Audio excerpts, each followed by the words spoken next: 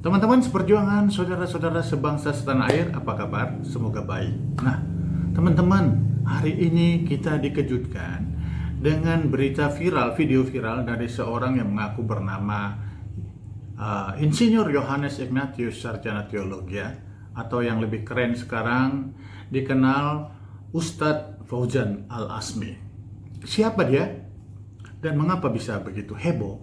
Nah, teman-teman, video yang viral itu coba sama-sama kita saksikan berikut ini. Saya terlahir sebagai anak tunggal, anak semata wayang dari pasangan rumah tangga yang bahagia dan sempurna, yaitu ayah kandung saya tercinta adalah Profesor Dr. Insinyur Ignatius Sastrawardaya Master Teologi. Bapak saya untuk tahun ini adalah menjabat menjadi seorang kardinal dan sekaligus sebagai guru besar ilmu teologi di Indonesia. Kemudian ibu kandung saya tercinta adalah seorang penginjil atau seorang evangelis di gereja, yaitu Insinyur Maria Laura Master Teologi. Dua-duanya beliau adalah lulusan dari Injil Vatican School Roma, Italia. Dan saya anak kandungnya, anak tunggalnya, mengikuti jejak beliau.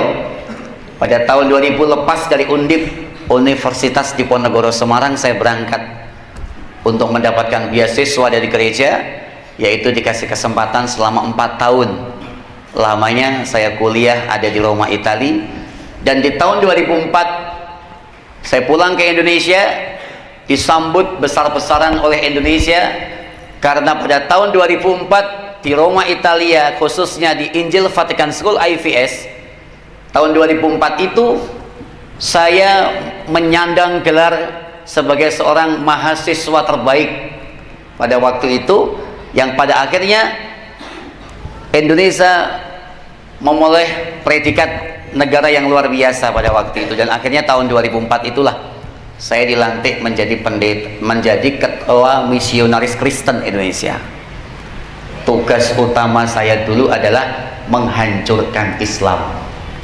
Tugas utama saya waktu saya Kristen adalah menghancurkan Islam. Itu tugas saya dulu. Terus terang teman-teman, kalau kita melihat video barusan, saya sangat terkejut. Ya, saya sangat tidak menyangka bagaimana mungkin ada orang bisa sejahat ini, ya, bisa berbohong sebegitu rupa. Saya nggak tahu motifnya apa, modusnya apa, tetapi dia mengaku anak seorang kardinal, di mana di dalam sistem Katolik kardinal tidak mungkin punya anak, tidak mungkin menikah. Ada seorang Profesor Ignatius dan seorang ibu evangelis yang bernama Maria Laura Master Teologi.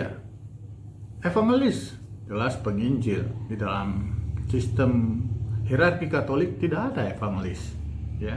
Yang ada suster biarawati, ya. Otomatis kita bertanya-tanya. Dia mengaku pernah kuliah di Undip, bergelar insinyur tahun 2000. Lah, tahun 93 tidak ada lagi gelar insinyur, ya, yang ada sarjana teknik. Ini kebohongannya lagi. Yang kemudian dia mengaku di sekolah di IPS, Injil Vatican School. Tidak ada Injil Vatican School di Roma sana, di Vatikan sana, ya. Saya tidak tahu nih, kebohongannya ini luar biasa. Nah, teman-teman, lalu sepulang dari sana dia dapat sarjana teologi, ya. Nah, sistem sekolah di Katolik tidak ada sarjana teologi. Gelarnya itu adalah ordo yang tersematkan ketika dia mendapatkan di seminari, ya. Jadi jelas ini, sama-sama jelas ini kita melihat lagi kebohongannya.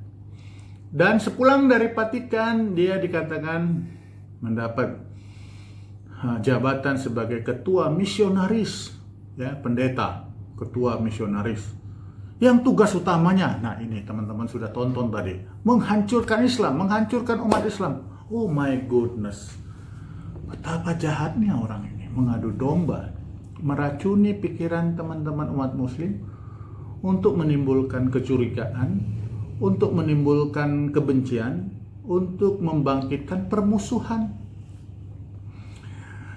Tausiahnya, ucapannya jelas. Ini sangat bohong sekali, ya teman-teman.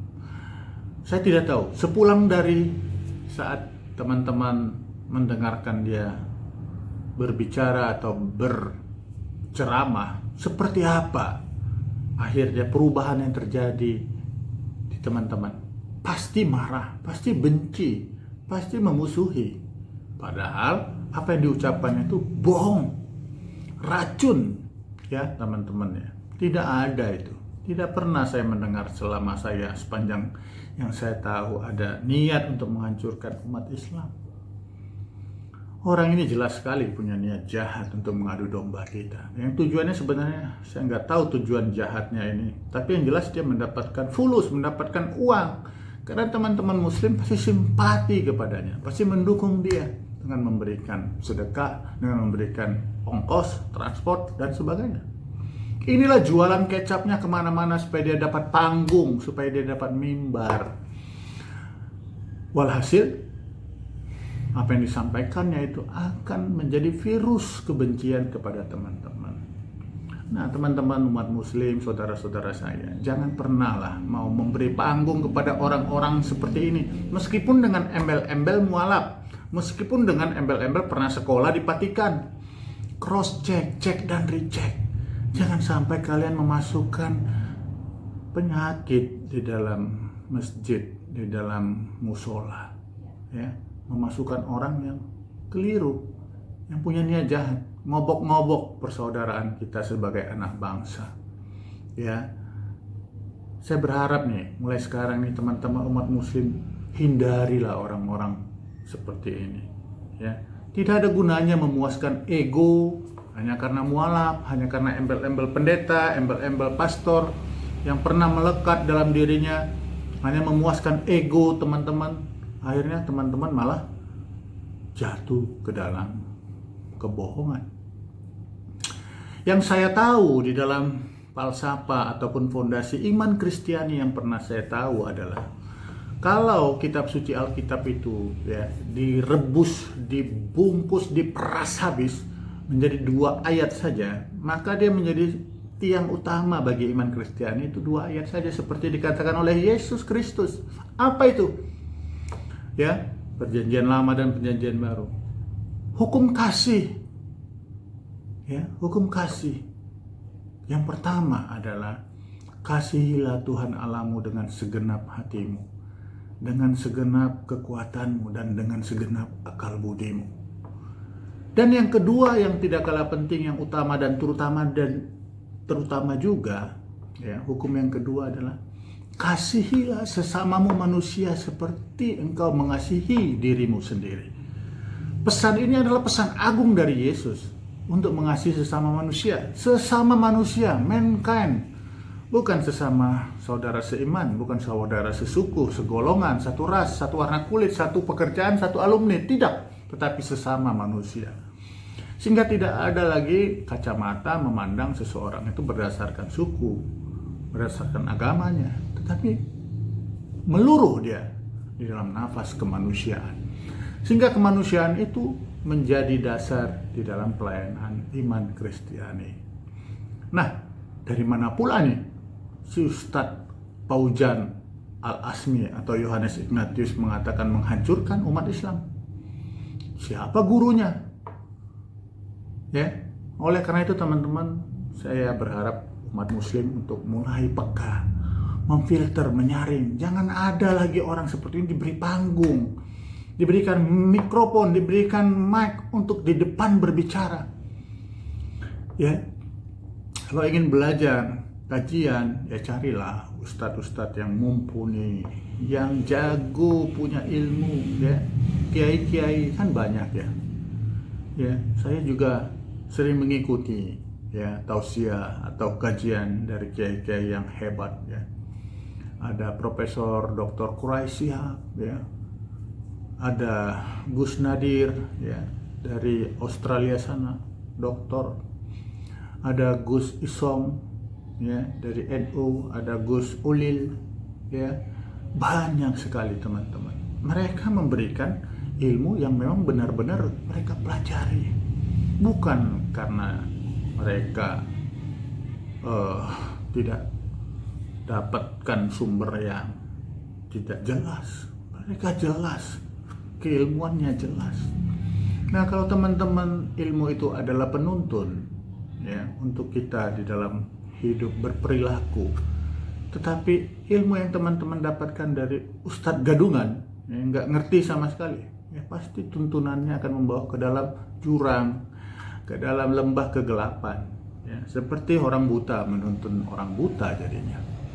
Maka carilah ustadz kiai yang benar-benar mumpuni, ya. Jadi kalau dari hulu, dari atas sana kita mendapatkan air yang sejuk, maka kita akan menikmati kesejukan.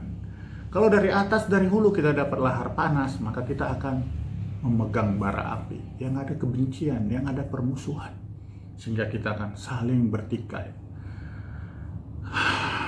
Teman-teman, jauhilah orang-orang sekelas Yohanes Ignatius Al-Paujan Al-Asmi ini, ya. Carilah ustadz yang benar-benar bisa membawa kebaikan, ya, yang membawa cinta, yang membawa kasih sayang, ya. Jangan orang-orang yang menabur kebencian dan permusuhan. Bertikai kita nanti. Padahal keragaman, kebinekaan adalah sunatullah. Keberagaman adalah keniscayaan. Memang Tuhan Sang Pencipta menciptakan keberagaman ini seperti pelangi, seperti taman bunga. Maka inilah warisan yang harus kita jaga, kita rawat, kita siram, sehingga kelak seperti kita merasakan saat ini, anak cucu kita juga merasakan keindahan keberagaman ini, sehingga Indonesia ini menjadi tempat bermain, menjadi taman yang indah bagi semua anak bangsa, menjadi rumah besar bersama yang penuh damai, kesejukan, dan kenyamanan. Oleh karena itu, saya Birgaldo Sinaga berharap kepada teman-teman muslim, jangan pernah percaya omongan orang-orang gak jelas seperti Paujan Al-Asmi ini, ya, yang memprovokasi, yang meracuni, ya, dengan niat-niat jahatnya. Saya berharap kita semua menjaga Indonesia kita ini, saling bersaudara, saling menjaga, dan saling kita bergandengan tangan agar Indonesia ini tidak tercerai-berai. Ya, kepada polisi, kepada BIN, tolonglah ditangkap orang-orang seperti Paujan Al-Asmi ini. Sangat berbahaya sekali. Omongannya itu akan membuat bangsa ini mudah bertikai. Karena ia jelas sekali menyebarkan kebohongan, menyebarkan racun yang untuk memprovokasi, menghasut, menimbulkan kebencian dan permusuhan. Oke teman-teman, kita percaya bahwa Indonesia kita akan baik-baik saja. Saya Birgaldo Sinaga, terima kasih kalau kita sama-sama menjaga Indonesia, merawat dan menyiramnya dengan cinta dan kemanusiaan. Tuhan memberkati Indonesia. God bless you. Bye-bye.